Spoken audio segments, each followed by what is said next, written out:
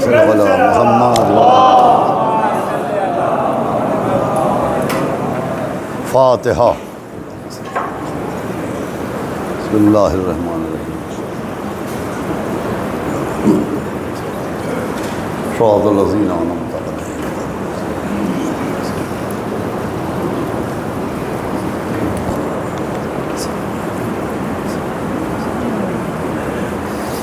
اعوذ باللہ السمیع العلیم العظیم من الشیطان اللعین الرجیم۔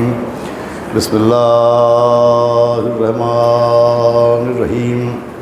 الحمدللہ رب العالمین، والصلاة والسلام علی سیدنا و نبینا و شفیعنا و طبیب قلوبنا و مولانا مقتدانا بالقاسم محمد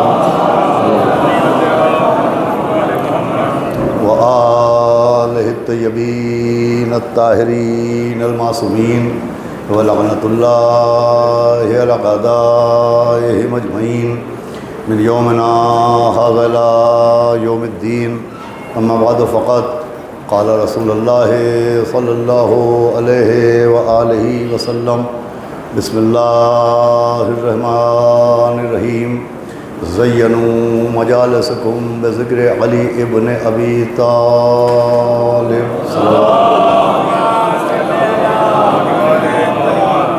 حضرات عزاداران سرکار سید الشہداء و ماتم داران و پرساداران حضرات اسیران کربلا علیہ السلام، بطفیل چہاردہ معصومین علیہ السلام، خصوصاً بتائید معصوم عالم حضرت بطول بنت رسول جناب فاطمۃ الزہرا،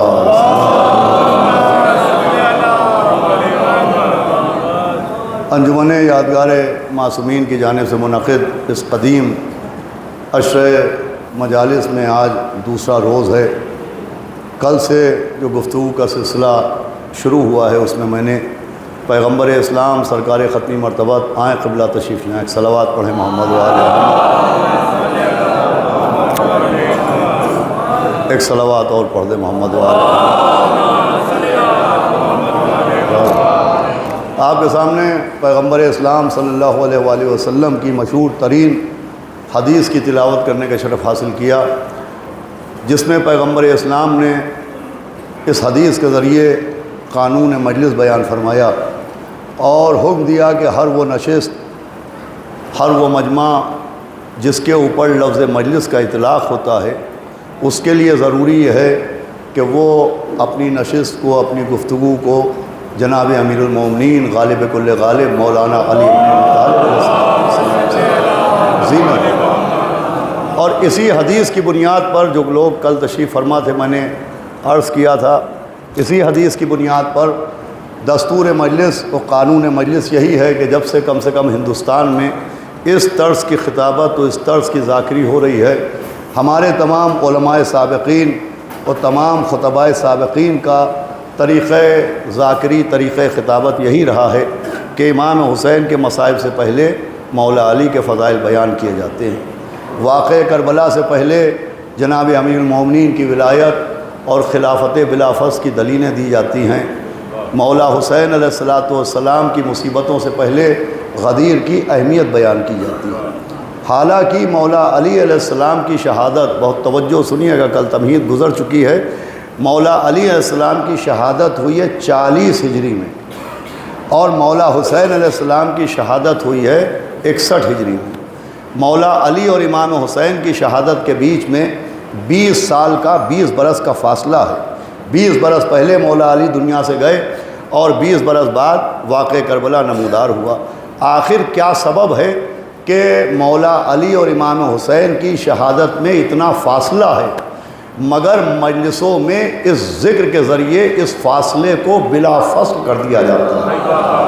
غور فرمائیں، آخر کیا وجہ ہے کہ فاصلہ مجلسوں کے ذریعے ختم ہو جاتا ہے اور مولا حسین کے مصائب سے پہلے مولا علی کے فضائل پڑھے جاتے ہیں؟ میرا موضوع ہے مجالس اعضاء اور فضائل مولا علی۔ ان مجلسوں کے ذریعے میں اپنے جوانوں اور بچوں کی خاص توجہ چاہوں گا، اور میں ان مجلسوں میں یہ سمجھانے کی کوشش کروں گا کہ آخر مولا علی کا اور امام حسین کا واقعہ کربلا سے کیا رشتہ ہے، کیا رابطہ ہے؟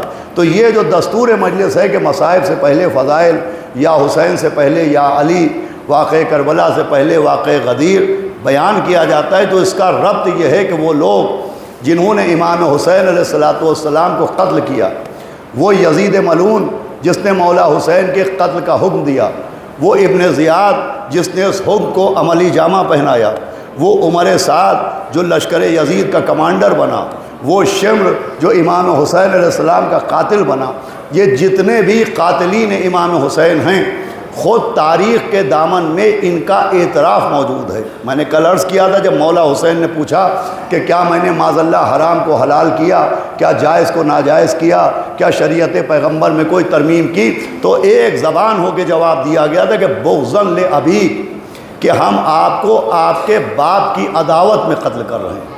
یعنی یہ بات طے ہے کہ یزید نے جو مولا حسین کے قتل کا حکم دیا وہ عداوت علی کی وجہ سے، ابن زیاد نے جو اسے عملی جامہ پہنایا وہ عداوت علی کی وجہ سے، عمر سعد جو کمانڈر بنا عداوت علی کی وجہ سے، شم جو قاتل امام حسین بنا وہ عداوت علی کی وجہ سے، خولی نے جو مظالم کیے وہ عداوت علی کی وجہ سے۔ پوری توجہ سنیے گا، یعنی قاتلوں نے خود اسٹیٹمنٹ دیے ہیں، بیانات دیے ہیں، اپنے جرم کا، گناہ کا اعتراف کیا ہے کہ امام حسین کی شہادت و قتل کا سبب ہے مولا علی کی عداوت۔ اب ایک طرف یہ لاکھوں کا لشکر ہے جو تیر چلا رہا ہے عداوت علی میں، جو خنجر چلا رہا ہے عداوت علی میں، جو پانی پر پہرا بٹھائے ہوئے عداوت علی میں، جو مولا حسین پر ظلم کر رہا ہے عداوت علی میں۔ ایک طرف لاکھوں کا لشکر ہے اور ایک طرف مختصر سے انصار حسین ہیں۔ اب ہم نے قاتلوں سے تو پوچھ لیا کہ تم نے امام حسین کو قتل کیوں کیا، قاتلوں سے تو سوال کر لیا کہ قتل حسین کا سبب کیا تھا۔ بھئی یہ جملہ سنیے اور گفتگو کا آغاز ہو جائے گا۔ ہمیں مولا حسین کے ناصروں سے بھی پوچھنا چاہیے کہ وہ جو قتل کر رہے ہیں وہ علی کی عداوت کی وجہ سے، آپ جو حسین کی نصرت کر رہے ہیں یہ کس وجہ سے؟ بھئی ذرا بیدار ہو جائے، صلوات بھیجے محمد وعلى محمد۔ دیکھیں بہت اہم بات ہے، یہ موضوع سننے میں بڑا سادہ ہے لیکن جب آپ متوجہ ہو جائیں گے تو انشاءاللہ ایک بہت اہم بات تک پہنچاؤں گا کہ بھئی قاتلوں نے جو ظلم کیے، جو قتل کیا، اس کا سبب ہے مولا علی کی دشمنی۔ اصحاب حسین نے جو مولا حسین کی نصرت کی ہے اس کا سبب کیا ہے، اس کی وجہ کیا ہے؟ ہمیں جناب ابو ثمامہ سے پوچھنا چاہیے کہ انہوں نے قتل کیا عداوت کی وجہ سے، آپ نصرت کیوں کر رہے ہیں؟ ابو شاسا سے پوچھئے، نافع ابن ہلال سے پوچھئے، ابو ثمامہ سیداوی سے پوچھئے، سعید و زہیر سے پوچھئے، بریر و جون سے پوچھئے کہ وہ قتل کرنے آئے ہیں عداوت علی میں، آپ جو نصرت حسین کر رہے ہیں اس کا کیا سبب ہے؟ تو تاریخ کے آئینے میں یہ بات بالکل واضح ہے کہ مولا حسین کے انصار جب نصرت کر رہے تھے تو صرف ہاتھ سے تلوار نہیں چلا رہے تھے، ہونٹوں سے قصیدہ علی بھی سنا رہے تھے۔ توجہ سنیے گا، پوری توجہ سنیے گا، صرف ہاتھوں سے نصرت حسین نہیں کر رہے تھے، زبان سے حقانیت علی بیان کر رہے تھے، فضائل علی بیان کر رہے تھے۔ آپ دلیل پوچھئے، قبلہ بیٹھے ہیں، پڑھے لکھے لوگ بیٹھے، ہمارے تمام علماء نے ان دلیلوں کو لکھا کہ شہدائے کربلا جب میدان جنگ میں جاتے تھے تو عرب کی جنگ کا دستور یہ ہوتا ہے کہ جب جنگ شروع ہوتی ہے تو جنگ سے پہلے، تلوار چلانے سے پہلے، حملہ کرنے سے پہلے رجس پڑھا جاتا ہے، اور رجس کا مطلب ہوتا ہے کہ جنگ کرنے والا اپنا نام و نسب بیان کرتا ہے، اپنا تعارف کراتا ہے اور جنگ کا مقصد بیان کرتا ہے۔ تو جب مولا حسین کے انصار و اصحاب میدان میں آتے تھے تو خالی تلوار نہیں چلاتے تھے بلکہ اپنا تعارف کراتے تھے، رجز بھی پڑھتے تھے۔ میں آپ کو 2 رجز سناتا ہوں، اس رجز سے معلوم ہوگا کہ قاتلوں نے قتل کیا عداوت علی میں، ناصروں نے نصرت کی، اس کا کیا سبب ہے؟ جناب نافع ابن ہلال امام حسین سے اجازت لے کے میدان جنگ میں آئے، اور نافع ابن ہلال نے جو رجز پڑھا وہ ہمارے علماء نے کتابوں میں درج کیا ہے کہ نافع ابن ہلال نے کہا انا یبن الہلال الجبلی، کہ میں ہلال جبلی کا بیٹا ہوں، انا علی دین علی، اور میں علی کے دین کے اوپر ہوں۔ سنیے گا، پوری تو جو سنیے گا، انا ابن الہلال الجبلی، کہ میں ہلال جبلی کا بیٹا ہوں، انا علی دین علی، اور میں علی کے دین کے اوپر ہوں، دینہ دین النبی، اس علی کے دین پر جس کا دین دین نبی ہے۔ یہ ہے نافع ابن ہلال جبلی کا رجس۔ شریعت کہتی ہے کہ 2 گواہیاں لاؤ، شریعت کہتی ہے 2 ثبوت لاؤ، شریعت کہتی ہے کہ 2 دلیلیں پیش کرو، دونوں دلیلیں موجود ہیں۔ ہلال ابن نافع نے رجس پڑھا کہ انا علی دین علی، میں علی کے دین پر ہوں، دینہ دین النبی، ان کا دین نبی کا دین ہے۔ پھر مولا حسین کی جانب سے 80 برس کے انس ابن حارث نکلے۔ جناب انس ابن حارث میدان جنگ میں آئے ہیں نصرت حسین کے لیے، آئے ہیں دفاع حسینیت کے لیے، لیکن آنے سے کے بعد تلوار چلانے سے پہلے انس ابن حارث نے جو رجس پڑھا، اب چاہے جیسے سنیے گا، اس رجس کے 2 جملے یہ تھے کہ آلو علیون شیعت الرحمان، علی والے رحمان کے شیعہ ہیں، آلو علیون شیعت الرحمان۔ دوسرا مصرع سنیے گا، آلو علیون شیعت الرحمان و آلو زیاد شیعت الشیطان۔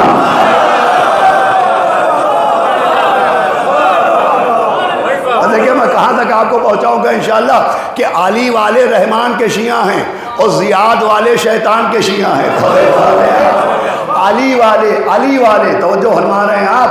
اب انس ابن حارث اور ہلال ابن نافع کے یہ 2 رجس ہی کافی ہیں اس دلیل کے لیے کہ شم نے جو قتل کیا عداوت علی میں، یزید نے جو حکم قتل دیا عداوت علی میں، ابن زیاد نے جو اس حکم کو عملی جامہ پہنایا عداوت علی میں، بھائی یزیدیوں نے جو مولا حسین کو قتل کیا وہ عداوت علی میں کیا، یہ جو ناصروں نے نصرت کی یہ محبت علی میں کی۔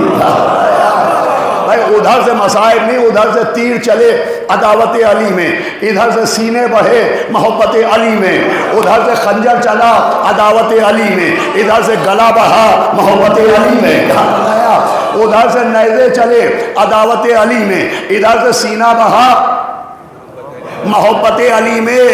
اب دنیا نے کربلا کی جنگ کو بہت سے نام دیے ہیں، کوئی کہتا ہے کربلا کی جنگ حق و باطل کی جنگ ہے، نور و ظلمت کی جنگ ہے، عزت و ذلت کی جنگ ہے، دین و بے دینی کی جنگ ہے۔ مجھے کہنے دیجئے بے شک کربلا کی جنگ حق و باطل کی جنگ بھی ہے، نور و ظلمت کی جنگ بھی ہے، پستی و بلندی کی جنگ بھی ہے، عزت و ذلت کی جنگ بھی ہے، مگر سارے جملے ایک جملے میں سپیٹے جائیں تو کربلا کی جنگ محبت علی اور عداوت علی کی جنگ ہے۔ صلوات محمد و آل محمد۔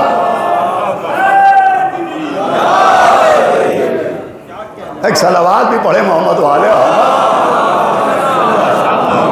سنیے گا دیکھیں اس کنیکشن کو کہ مولا علی کے فضائل امام حسین کے مسائل سے پہلے کیوں پڑھے جاتے ہیں۔ یہ جو دستور ذاکری ہے، دستور مجلس ہے، اس کا سبب کیا ہے؟ آخر مولا علی کا کربلا سے کیا کنیکشن ہے، فضائل کا مصائب سے کیا رشتہ ہے؟ آپ توجہ رکھیے گا۔ تو یہ بات طے ہو گئی نا کہ امام حسین کے انصار صرف تلوار نہیں چلا رہے تھے، مولا علی کا قصیدہ بھی سنا رہے تھے، وہ علی کے شیعہ ہیں یہ اعلان بھی فرما رہے تھے۔ اب سمجھیے کہ کربلا کا مولا علی سے کیا رشتہ ہے۔ بھائی وہ جو کربلا میں ناصر حسین تھے، ہم اپنے کو حسینی کہیں یہ دعویٰ ہے، آپ اپنے کو حسینی کہیں یہ دعویٰ ہے، مگر وہ جو کربلا میں تھے وہ دعویٰ نہیں ہے، وہ حسینیت کی دلیلیں ہیں۔ توجہ سنیے گا، اصل حسینی ہے وہ، تو ان حسینیوں کے آئینے کو دیکھیے، ان کے کردار کو دیکھیے اور سمجھیے حسینی کون ہوتا ہے۔ بھائی ابو شاسا سے ابو سمامہ تک، زہیر سے بریر تک، ہلال ابن نافع سے انس ابن حارث تک، سب نے صرف ہاتھوں سے تلوار نہیں چلائی ہے، زبان سے مولا علی کی محبت کا اعلان بھی کیا ہے اور سمجھایا ہے کہ سمجھو حسینی کسے کہتے ہیں۔ سمجھایا حسینی ہونے کے لیے صرف عشق حسین کا دعویٰ کافی نہیں ہے، عشق علی بھی ضروری ہے۔ بھائی نہیں یہ جملہ اگر یہ پہنچ گیا تو میری گفتگو آسان ہو جائے گی کہ عشق حسین کے لیے صرف یا حسین کافی نہیں ہے، یا علی بھی ضروری ہے۔ صرف دعوی عشق حسین کافی نہیں ہے، محبت علی بھی ضروری ہے۔ مجھے کہنے دیجئے کہ کربلا کے حسینی سمجھا رہے ہیں کہ حسینی ہونے کے لیے صرف کربلائی ہونا کافی نہیں ہے، غدیری ہونا بھی نہیں ہے۔ صلوات ہے دے محمد والا۔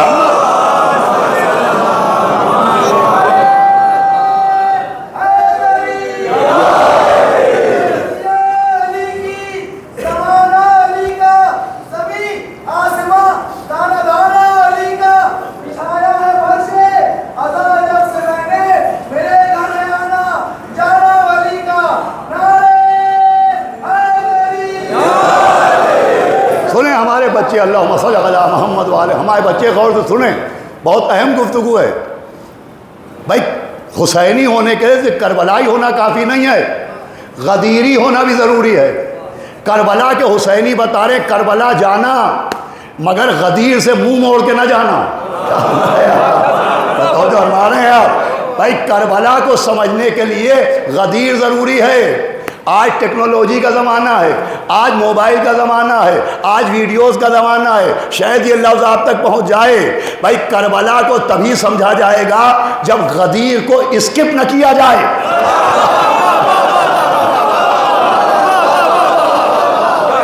صلوات بھیجے محمد محمد۔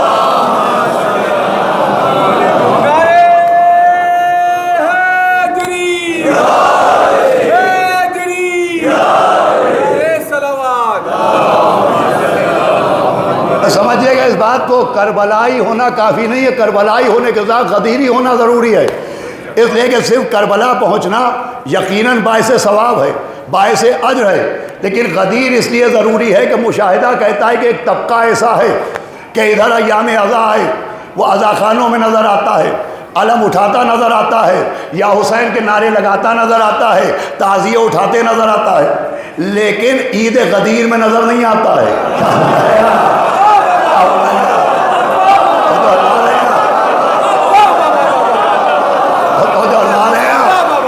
غدیر میں نظر نہیں آتا ہے تو آتے وہ بھی ہیں کربلا تک، عشق وہ بھی کرتے حسین ابن علی سے، مگر ان کے لیے لفظ محب آتا ہے، لفظ شیعہ نہیں آتا۔ اس کا مطلب کربلا محب بناتی ہے، غدیر شیعہ بناتی ہے۔ صلوات بھیجے محمد والے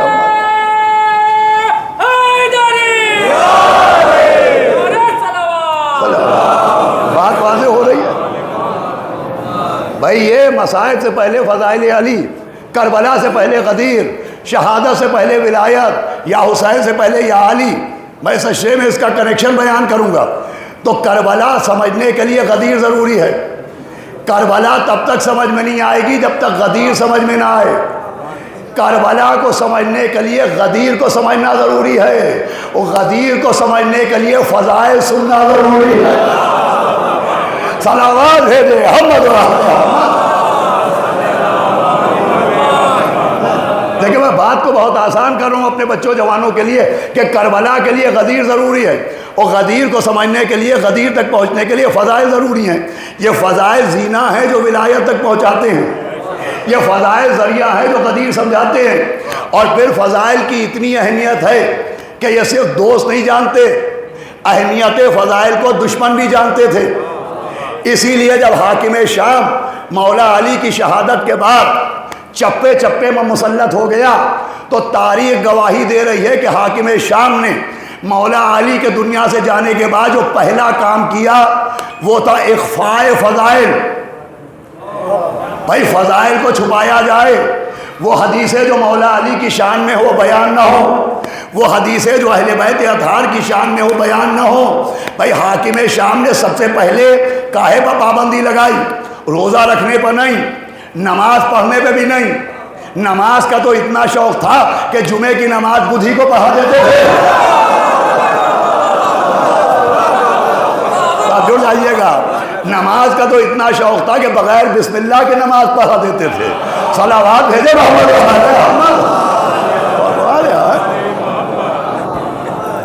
پہلی پابندی جو لگائی، سنیے گا غور سے، انشاءاللہ کچھ لے کے جائیے گا آج مجلس سے۔ حاکم شام نے پہلی پابندی لگائی کہ مولا علی کے فضائل نہ بیان ہوں۔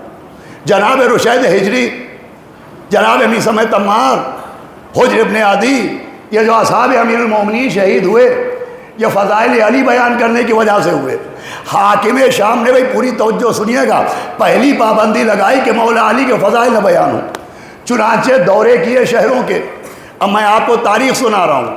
اور حاکم شام پہنچا مدینے، اور مدینے میں عبداللہ ابن عباس سے ملاقات ہوئی۔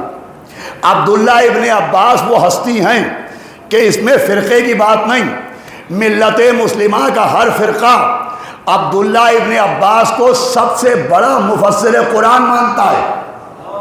بھائی پڑھے لکھے لوگ بیٹھے ہیں کہ نہیں؟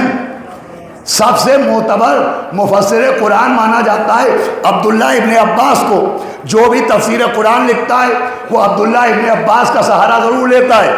اب یہ الگ بات کہ دنیا عبداللہ ابن عباس کا سہارا لیتی ہے، وہ عبداللہ ابن عباس مولا علی کا سہارا لیتے ہیں،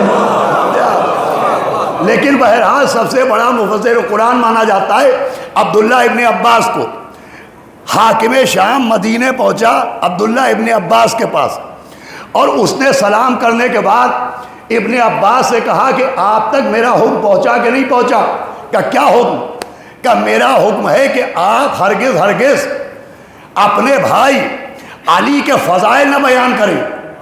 تو ابن عباس مسکرائے اور کہا حاکم شام وہ کہے جو تیرے دل میں ہے، وہ کہے جو کہنا چاہتا ہے۔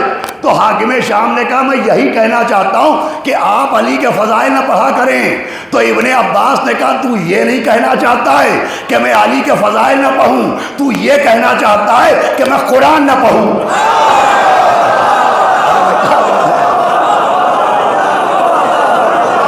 بھئی ابن عباس کا جملہ ہے کہ تو کہنا یہ چاہتا ہے کہ میں قرآن نہ پڑھوں، مجھے کہنے دیجئے دنیا جسے مفسر قرآن مانتی ہے وہ فضائل علی کو بھی قرآن مانتی ہے۔ صلوات بھیجے حمد و آل احمد۔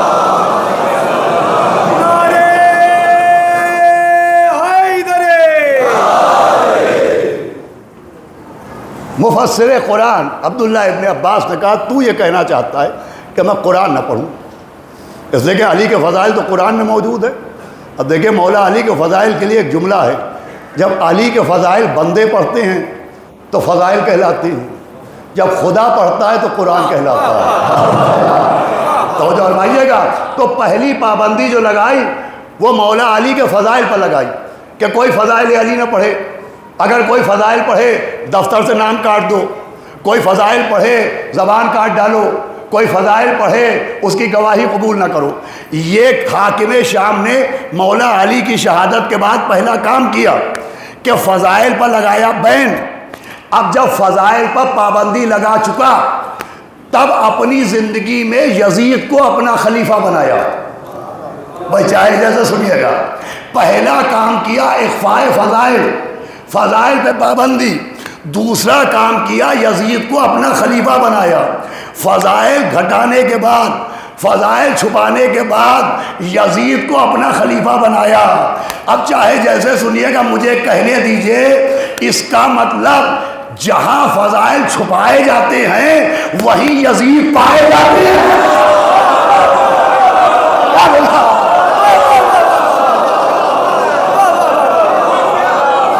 صلوات بھیجے حمد و آل احمد۔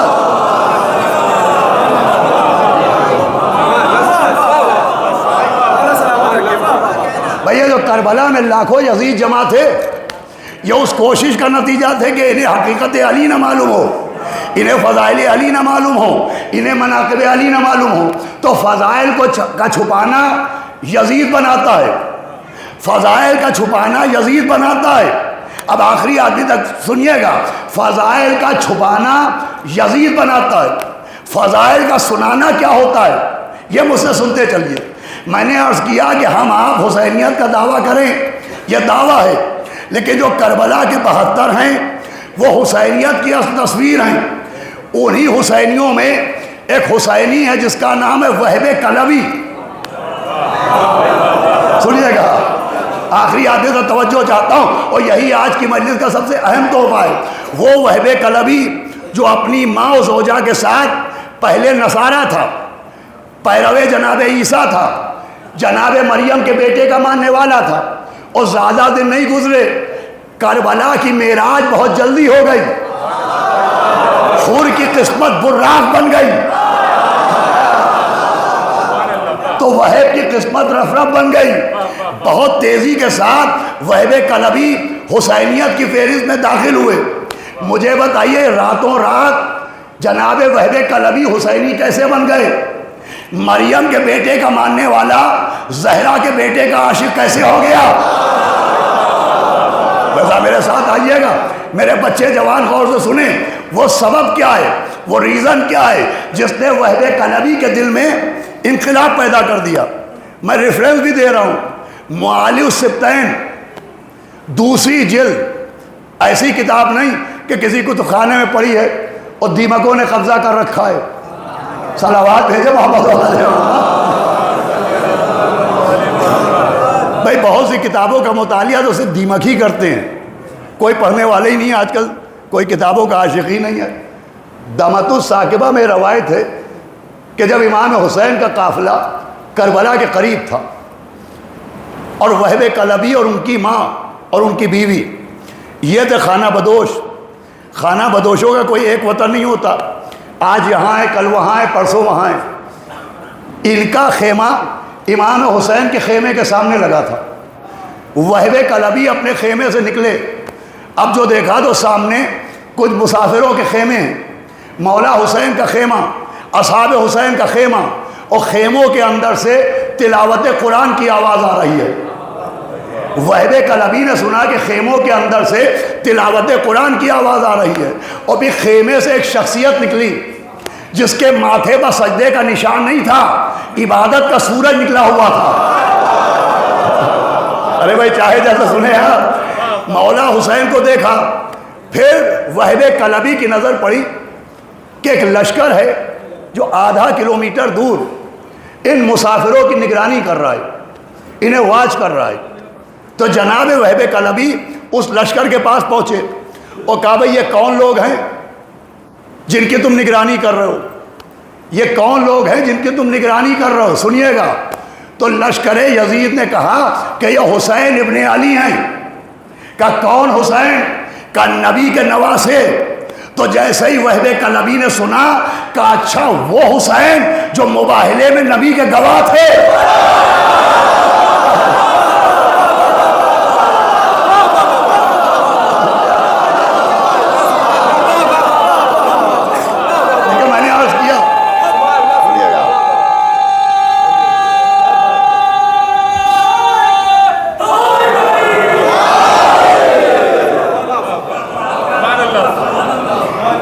وہ حسین جو مباہلے میں نبی کے گواہ تھے، وہ حسین جو نبی کی گود میں نبی کے گواہ بن کے آئے۔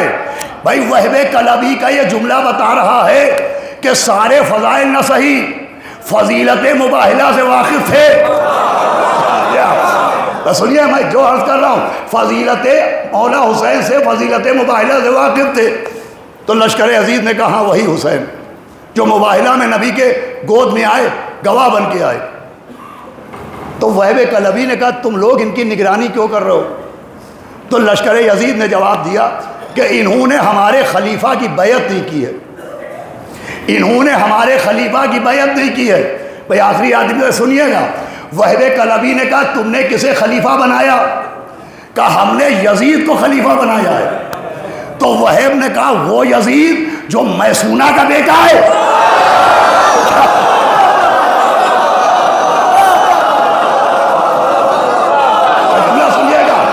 وہ یزید جو میسونہ کا بیٹا ہے، ایک بدکردار عورت کا بیٹا ہے، کہاں وہی یزید؟ تو وہب نے کہا لعنت ہو تمہاری سوچ پر، ارے تم نے فاطمہ کے بیٹے کے ہوتے ہوئے میسونہ کے بیٹے کا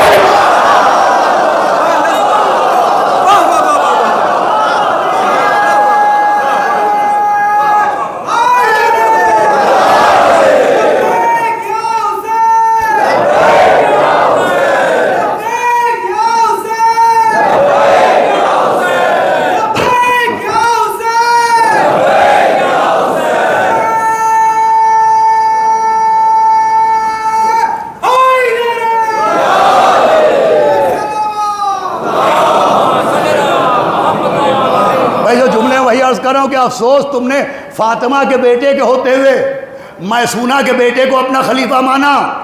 وہب کلبی نے کہا وہ فاطمہ، وہ حسین، وہ اہل بیت جو مباہلے میں آئے، یہ وہ ہیں کہ ہمارے علماء اکثر ان کا ذکر کرتے ہیں۔ ارے کیا سنا ہے آپ؟ یہ کون وہب کلبی کہہ رہے ہیں جو عیسائی ہیں کہ ہمارے علماء اکثر ان کا ذکر کرتے رہتے ہیں۔ ارے افسوس کی بات، انجیل پڑھنے والے ذکر کرتے ہیں، قرآن پڑھنے والے۔ اب وہب کلبی کا جملہ سنیے گا کہ افسوس تم نے میسونہ کے بیٹے کو زہرا کے بیٹے کے ہوتے ہوئے خلیفہ بنایا، کہ تم نے یزید کو حسین کے مقابلے میں خلیفہ بنایا۔ یہ کہنے کے بعد وہب کلبی نے کہا کہ اگر یہ یزید ہمارے یہاں ہوتا تو خلیفہ ہم اپنے گھر کا نوکر بھی نہ بناتے۔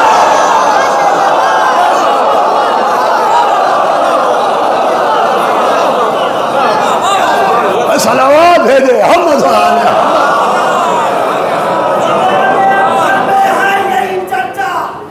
یزید مرد آباد ہے، یہی ذرے ذرے پہ چرچا، یزید مرد آباد۔ اس سے بڑھ کے شکست یزید کیا ہوگی؟ کہ یزید کا بیٹا یزید مرد آباد۔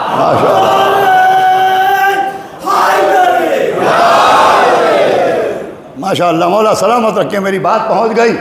وہب کلبی نے یہ کہنے کے بعد اپنے خیمے میں آئے اور اپنی والدہ کو بتایا، تو انہوں نے اپنا خواب سنایا۔ یہ سبب بنا ہے وہب کلبی کے حسینی ہونے کا کہ فضیلت مباہلہ سے واقف تھے، فضیلت اہل بیت سے واقف تھے، تو یہ فضیلت نہیں رہی، شیعت تک پہنچنے کی سیڑھی بن گئی۔ چاہے جاتے سنیے گا، حسینی بننے کا ذریعہ بن گئی۔ اب آج کی گفتگو کا سب سے اہم جملہ، اس کا مطلب جہاں فضائل سنائے جاتے ہیں وہاں حسینی پائے جاتے ہیں، جہاں فضائل چھپائے جاتے ہیں وہاں یزیدی پائے جاتے ہیں۔ صلوات بھیجے احمد و آل احمد۔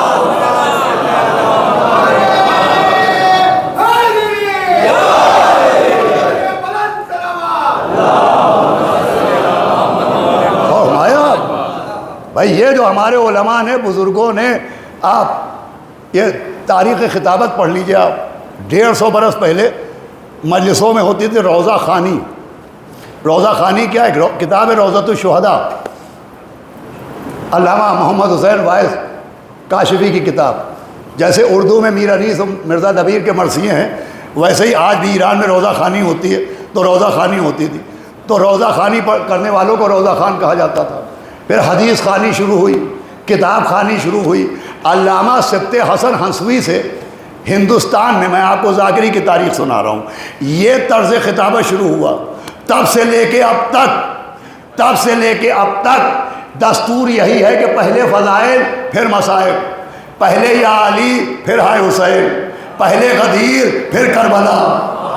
توجہ کر رہے ہیں آپ؟ اس لیے کہ میں نے عرض کیا غدیر کو اسکپ کر کے کربلا کو سمجھا ہی نہیں جا سکتا، اس لیے کربلا سے پہلے غدیر پڑھی جاتی ہے، مولا علی کے فضائل پڑھے جاتے ہیں، مولا علی کے مناقب پڑھے جاتے ہیں، اور اس لیے بھی پڑھے جاتے ہیں کہ دین لا قانونیت کا نام نہیں ہے، دین ہماری سوچوں کا نام نہیں ہے کہ جو ہم چاہیں وہ دین، جو ہماری سوچ وہ دین، جو ہماری فکر وہ دین۔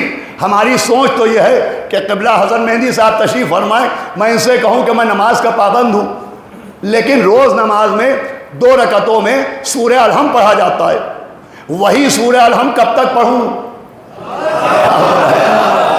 جیسے ایک ذہن ہے وہی فضائل کب تک سنیں، وہی فضائل کب تک پڑھیں؟ بھئی ایک طبقہ ہے جو کہتا ہے خیبر خندق سے کیا فائدہ، خندق سے کیا فائدہ، خیبر سے کیا فائدہ، حیدر سے کیا فائدہ۔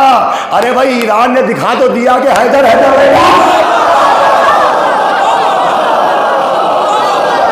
وہاں بھی جو جنگ ہوئی ہے تو نام حیدر پہ ہوئی ہے۔ سمجھایا ہے مرحب کسی زمانے کا ہو، شکست کھائے گا تو نام حیدر پہ کھائے گا۔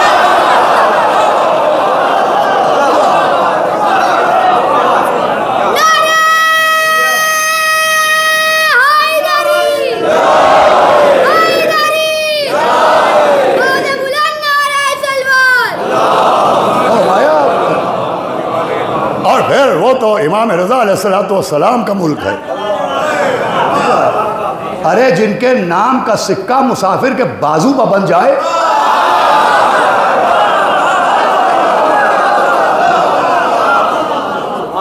تو اللہ نے گرامی میں عرض کر رہا ہوں ان فضائل کی اہمیت، خندق خیبر کی اہمیت، معرفت جناب امیر المومنین کے بیان کی اہمیت، کہ میں کہوں کہ صاحب وہی سورہ الحم کب تک پڑھوں؟ قرآن میں 114 سورے ہیں، کیا میں سورہ نور پڑھ لوں؟ سورہ الحم کے بجائے سورہ آل عمران پڑھ لوں، سورہ جمعہ پڑھ لوں؟ میں 114 سورے قبلہ، مجھے اجازت ہے میں سورہ الحم کی پہلی دوسری رکعت میں الحم کے بجائے کوئی اور سورہ پڑھوں؟ تو یہ کہیں گے کہ سنو، شریعت سے شرارت نہ کرو، شریعت سے شرارت نہ کرو۔ کیوں؟ کہ بھئی نماز میں وہی پڑھنا ہوگا جو نبی نے بتایا ہے، تو نماز میں وہی پڑھنا پڑے گا جو نبی نے سکھایا ہے، تو مجلس میں بھی وہی پڑھنا پڑے گا جو نبی نے بتایا ہے۔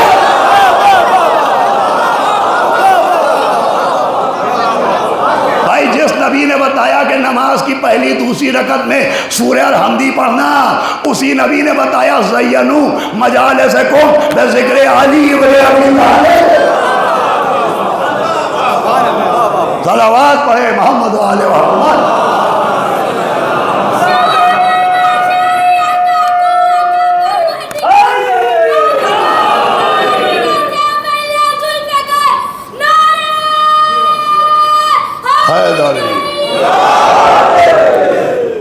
سنیں آپ عزیزان گرامی، یہ جو دستور مجالس ہے یہ صرف محبت کی بنیاد پر، عقیدت کی بنیاد پر، حصول و داد و تحسین کے لیے نہیں ہے۔ غدیر کو اسکپ کر کے کربلا نہیں سمجھی جا سکتی، غدیر سے منہ موڑ کے کسی شارٹ کٹ سے کربلا نہیں پہنچا جا سکتا۔ غدیر کا کربلا سے خاص ربط ہے، ولایت کا مولا حسین کی شہادت سے خاص ربط ہے۔ آج کی گفتگو تمام ہے، آپ کا ذہن سازگار ہو گیا، انشاءاللہ منزلیں آئیں گی، بات اور واضح ہوتی جائے گی۔ اور اس کا سب سے بڑا سبب یہ ہے کہ خود میدان کربلا میں نے آغاز مجلس میں عرض کیا، کل بھی عرض کیا تھا، کہ جب مولا حسین نے پوچھا تھا کہ میں نے حرام کو حلال قرار دیا، تو کہا تھا آپ کے باپ کی عداوت میں بغضا لابیک، مولا علی سے کیا عداوت تھی کہ زمینیں بہت ہیں، ان کے پاس جائیداد بہت ہے، ان کے پاس باغ و باغات بہت ہیں، ان کے ماننے والے بہت ہیں۔ علی سے کاہے کی عداوت تھی کہ ان کے دامن میں فضائل بہت ہیں۔ عداوت اسی فضائل کی تھی، عداوت مراتب کی تھی، عداوت ولایت کی تھی، عداوت اعلان غدیر کی تھی۔ اسی عداوت کی وجہ سے امام حسین علیہ السلام کو قتل کیا گیا۔ کربلا کا بس آخری جملہ، اور مولا علی کا ایک خاص ربط وہی ہے جو خلافت آدم اور قتل حابیل کا ہے۔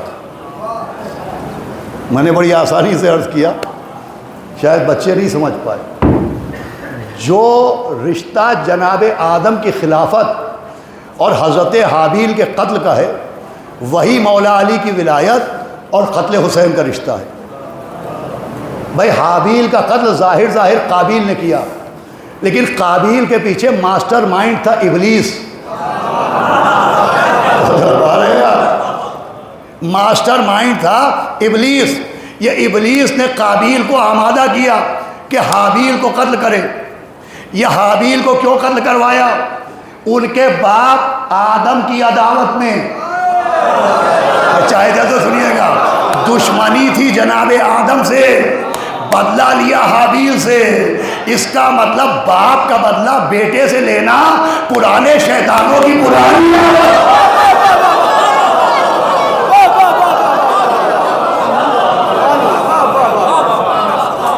یہ کنیکشن، اس کنیکشن کو سمجھانا ہے مجھے۔ آج تو دوسری مجلس تھی، میں نے دو دلیلیں آپ کے سامنے بہت مضبوط قسم کی پیش کر دی ہیں، باقی دلائل اور باقی منزلیں آگے آنے والی ہیں۔ سارا مسئلہ مولا علی کی عداوت کا تھا۔ ادھر سے تیر چلے عداوت علی میں، ادھر سے سینے بڑھے محبت علی میں، ادھر سے نیزہ چلا عداوت علی میں، ادھر سے اکبر کا سینہ بڑھا محبت علی میں، ادھر سے حرملہ کا تیر چلا عداوت علی میں، ادھر سے علی اصغر کا گلا بڑھا محبت علی میں۔ ادھر سے تلوار چلی عداوت علی میں، ادھر سے جناب عباس کے بازو بڑھے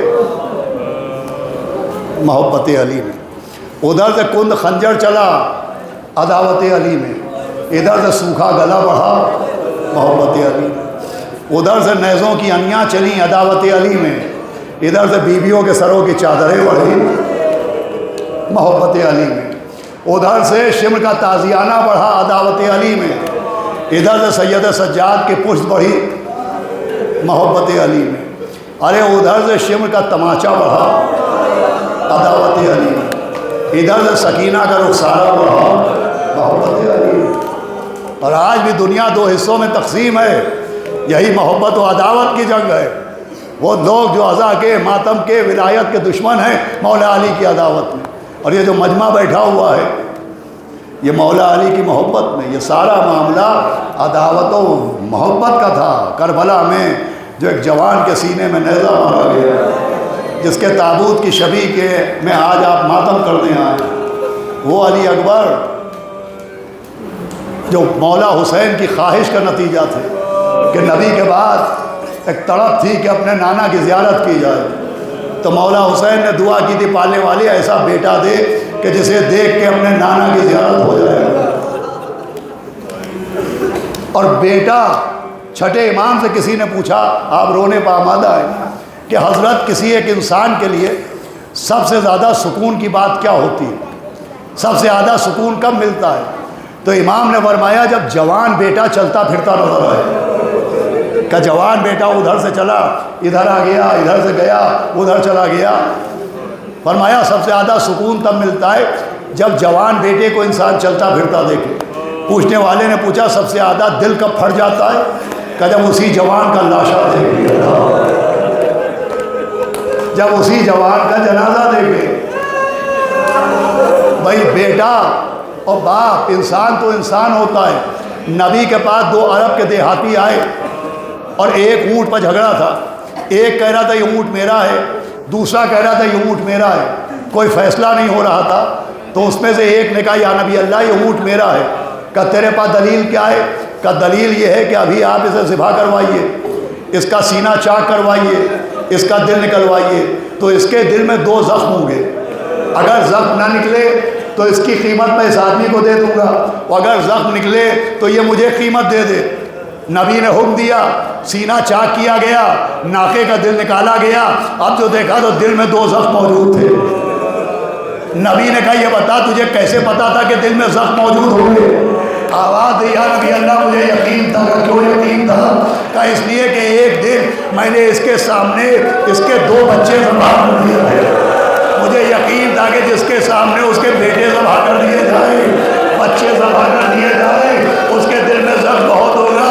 عزاداروں کیا رونے کے لیے یہی کافی نہیں ہے کہ جب ایک جانور کے دل میں اولاد کی اتنی محبت ہے تو انسانوں کے دل میں کتنی محبت ہوگی؟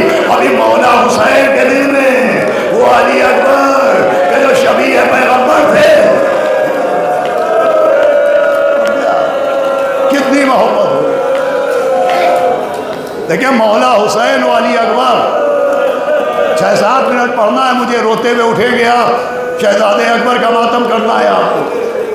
بخاری میں، صحیح بخاری میں واقعہ کربلا تو نقل نہیں ہوا ہے، لیکن واقعہ کربلا کا معجزہ یہ ہے کہ 2 روایتیں بخاری میں بھی ہیں۔ ایک روایت یہ ہے کہ عبداللہ ابن عمر سے پوچھا گیا کہ حج میں احرام پہنے ہم نے ایک مچھر مار دیا ہے، کفارہ کیا ہے؟ تو انہوں نے کہا کہ افسوس تم مچھر کے خون کا کفارہ پوچھ رہے ہو اور نبی کے نواسے کو قتل کر ڈالا گیا، تم کوئی سوال نہیں کرتے۔ دوسری روایت بخاری میں یہ ہے کہ جب مولا حسین کا سر ابن زیاد ملعون کے دربار میں پہنچا تو وہ ملعون بیٹھا ہوا کھانا کھا رہا تھا، اس کے ایک ہاتھ میں لقمہ تھا، دوسرے ہاتھ میں کانٹے دار چھڑی تھی۔ چاہے جیسے سنیے گا، امام کا سر رکھا ہوا تھا، اس ملعون نے کانٹے دار چھڑی لے کے امام کے ہونٹوں پر مارنا شروع کی۔ جیسے ہی ہونٹوں پر چھڑی ماری، ایک نبی کے صحابی موجود تھے، انہوں نے کہا ابن زیاد ہونٹوں سے چھڑی ہٹا لے، میں نے اپنی آنکھوں سے دیکھا ہے کہ نبی ہونٹوں کو چوما کرتے تھے۔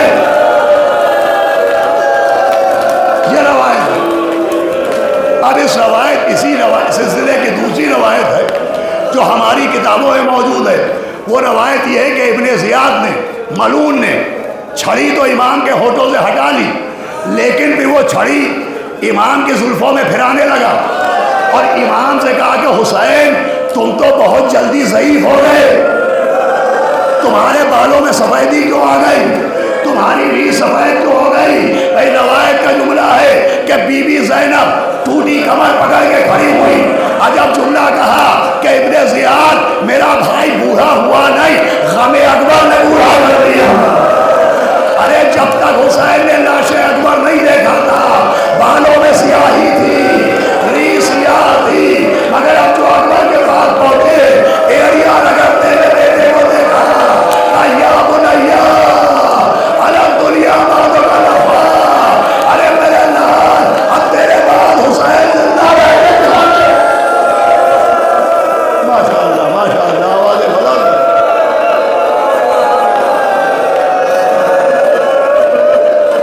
یہی اندازے کے لیے ہوا پہنچے۔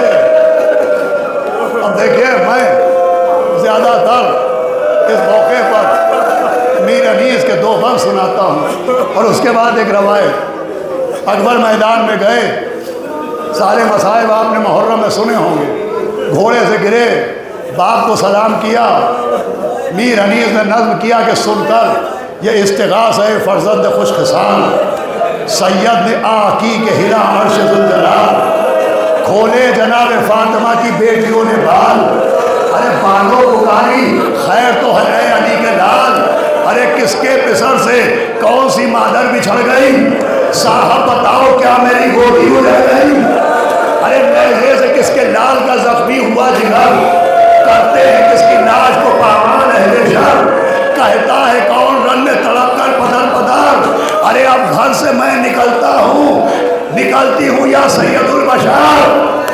بھائی ابھی 2 مصرے نہیں سناؤں گا، یہ آواز بچیوں تک بھی جا رہی ہوگی، میری بہنیں بھی سن رہی ہوں گی، وہ بیویاں بھی سن رہی ہوں گی جو صاحب اولاد ہیں۔